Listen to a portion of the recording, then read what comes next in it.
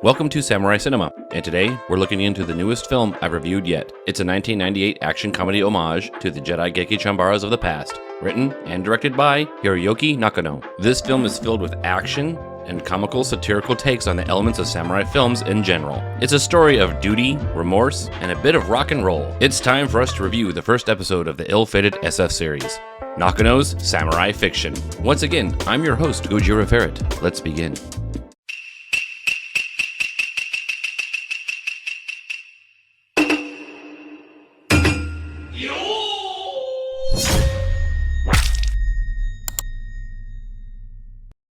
After many years of samurai films full of action and their fair share of tropes, a young Hiroyuki Nakano would be inspired by the works of the great directors like Kurosawa. Eventually, he would create a love letter to these works that inspired him to become a filmmaker and pay homage to them in the form of this film, the award-winning 1998 film titled Samurai Fiction. Then again, this may be fiction as well. Apart from the cast and a few things about the film's inspirations, not very much is documented in terms of the film's production stage. From what I've researched, it's made obvious that Samurai Fiction was indeed Hiroyuki's homage to past Jedi Geki films, and purposely filled it with tropes and subtle nods to the former films. Samurai Fiction would star a talented cast with Morio Kazama, Mitsuru Fukukoshi, and Tomoyasu Hotei. Hiroyuki's vision would be put on screen by cinematographer Yojiro Yojima and visual effects headed by Tsuyoshi Yuguchi. This film would also include stunts with Eiji Takakura and Keiji Yamada in charge of samurai and ninja stunts, respectively. Visuals would be tied together with the sound department's very own Yukiro Hokari. Music would be masterfully written by Tomoyasu Hotei, who was doing double duty playing as the main antagonist, Ranosuke. Hotei's experience as a rock star would become a key element that would make Samurai Fiction stand out, causing the film to be called a rock and roll samurai movie. Hiroyuki envisioned this film to be the beginning of a series known as the SF series, which would be a collection of films loosely based on each other and expand to other genres of film. Each installment would include a title of two words starting with S and F, thus making this series the SF series. Wow. Third and fourth unreleased short films entitled Super Funky and Sunday Family were to be included in the SF series. Samurai Fiction would be filmed in black and white predominantly, with death scenes flashing into a hue of red when a character would be killed on screen. Japan would be introduced to Hiroyuki's work on August 1st, 1998, with distribution by Pony Canyon. A North American release would come October 27th of the same year, with European release in the spring of 1999. The original title of SF Episode 1 would become the well-known Samurai Fiction by the time it hit American theaters. Release would garner favorable reviews and would be nominated for 6 awards, winning 4 of them. Most of them would be for director Hiroyuki himself, but Hotei would take home Best Original Soundtrack in 1999 at the Catalonian International Film Festival. But what about the story of Samurai Fiction? Is it a faithful homage to the great works of Jedi Geki films of yesterday? There is only one way to find out. Let's get into the plot.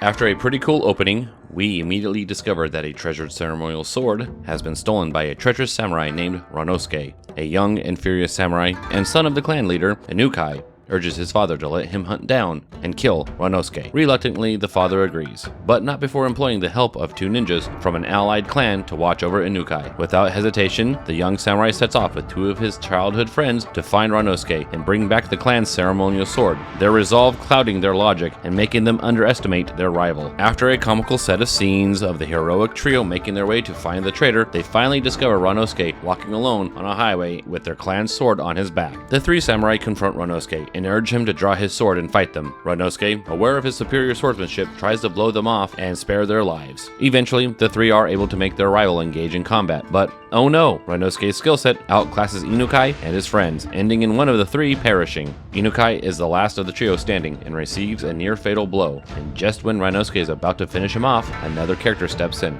Ranosuke's sword skill is matched by the strangers, and with some convincing, he is passively persuaded to spare Inukai. Later that night, an incapacitated Inukai is cared for by the stranger and his young daughter. We learn that Inukai's savior is named Hanbei Mizuguchi, a former samurai and skilled swordsman. Inukai's surviving friend is told to return to his domain, while he and his daughter attempt to save the life of the young samurai. Meanwhile, Ranosuke finds refuge in a Yakuza gambling den and settles in with the mistress of the house. During his stay with the Yakuza, the 2 ninjas sent to protect Inukai spy on Ranosuke and gather intel on their target. Back at Mizuguchi's home, Inukai awakens and vows to avenge the death of his fallen friend, but Hanbei begs the young samurai to return to his domain. Inukai dismisses Hanbei's advice and stays with the Mizuguchi family to train himself to become a better swordsman. Hanbei, knowing Ranosuke will never be outmatched by Inukai, knocks him out and forces him to drink enough sake so strong he blacks out. Now, with the young samurai out of the way, Hanbei enters the Yakuza gambling house and asks for a meeting with Ranosuke. An altercation accidentally ensues, and Hanbei humorously defends himself and voluntarily leaves the den before someone gets killed. While Hanbei carries Inukai back home, the two ninjas strike a deal to trick Inukai into giving up his pursuit of Ranosuke with the use of a fake sword. While Hanbei nurses the young man back to health, Ranosuke, now realizing that Hanbei is the master swordsman of legend, obsesses over dueling him to the death. The ninja's fake sword isn't enough to convince Inukai to give up, so he is tricked into believing his father has fallen ill.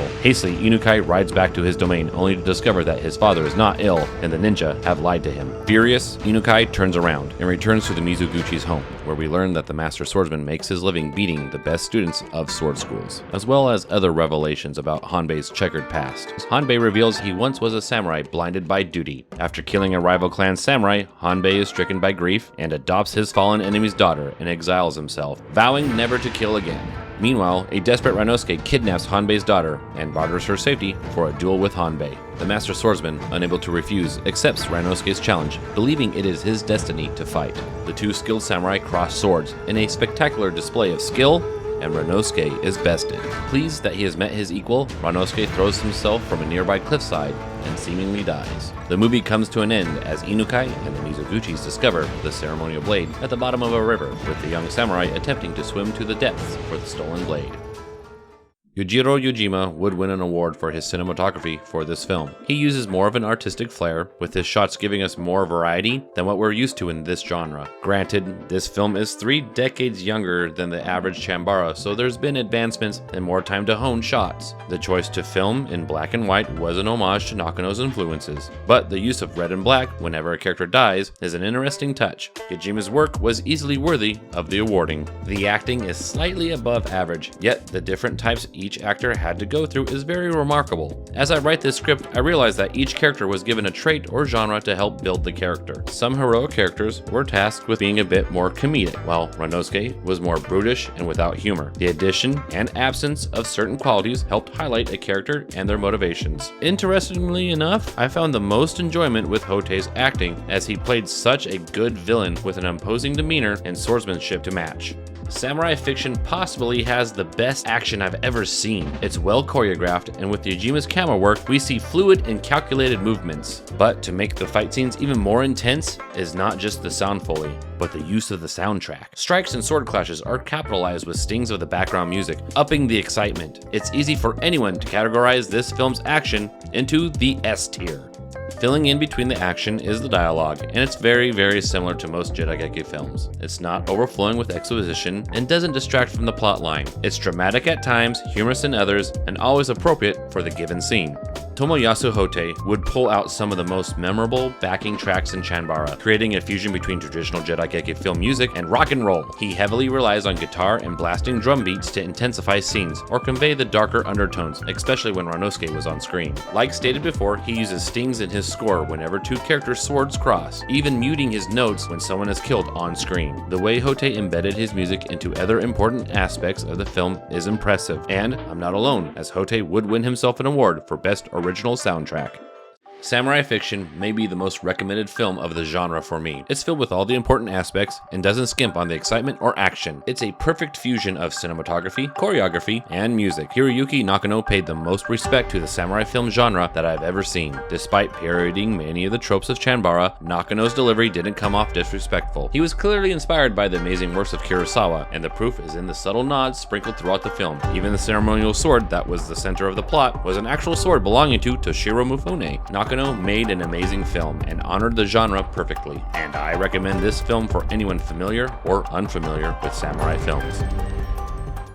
That's all I can say about Samurai Fiction, a great homage to Jirageki films. I hope you enjoyed this review. What are your thoughts on Samurai Fiction? Let me know in the comments down below. If you're new here, welcome to the channel. If you enjoyed this video, please give it a like and subscribe to stay up to date on new content. And as always, I'm GojiraFerret. Thanks for watching.